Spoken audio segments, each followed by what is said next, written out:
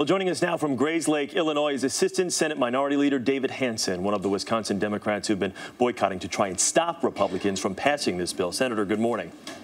Good morning. Did you see this move coming? No, we did not. We didn't believe that the Republican senators would stay with the governor and rubber stamp his plan. So we're disappointed that some of them wouldn't vote against this because they've been strongly supporting workers' rights throughout their time in the legislature. Well, now that this has happened, in hindsight, do you think leaving the state for 3 weeks was a good idea? Absolutely. If the governor would have got his way, they would have passed it in about 3 days. Nobody would have had their say. What we have done, I think, has started a movement, not only in Wisconsin, but throughout this country. People standing up for workers' rights and backing away from just protecting the rich and the wealthy. And I think we did the right thing. I think we have given a voice to a lot of people. Well, you and your fellow senators, like I mentioned, have been out of the state for just about 3 weeks right now. The governor had to do something. Now, you and your fellow Democrats say this is illegal, but by all accounts, the governor has acted within his rights and found a way to get his way. So now, will you take legal action, and is that even possible? Well, that is possible, and really what is unique here is that he talked about this being a budget repair bill.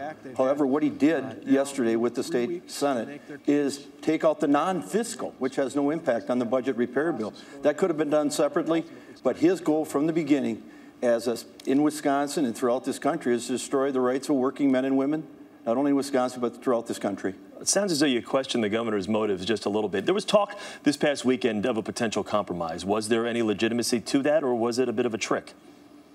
I think he was tricking us. He was lying, and I think that was brought out in his pseudo conversation with the person that was supposed to be David Koch, that he was out there for one thing, and that is to destroy the working men and women and basically the middle class. And it's a sad day for our state.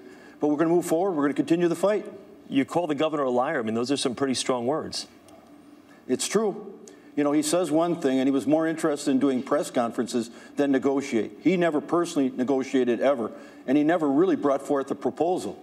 It was always like if you talk to the state Senate leader, he'd have to check with the governor. So right now we're in Wisconsin, we're dealing with one-person rule, and I think that's a sad day. Each body should have their say. Let me ask you this. What is going to be the reaction of the public workers today when they see and read exactly what happened last night?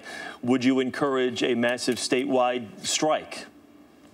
No, I don't believe a strike is the way to go. The governor's goal, I believe, is to privatize. And if you do leave your job, that might be what he's going to do. I think a safer bet and a better bet is to show up at the ballot box and become involved in some of the recall election against some of these Republicans that have not listened to the hundreds of thousands of people that have come to Madison and thousands more throughout the state. They have backed away from their commitment to the working men and women of the state and the middle class. State Senator David Hansen, thank you for taking the time and speaking with us this morning.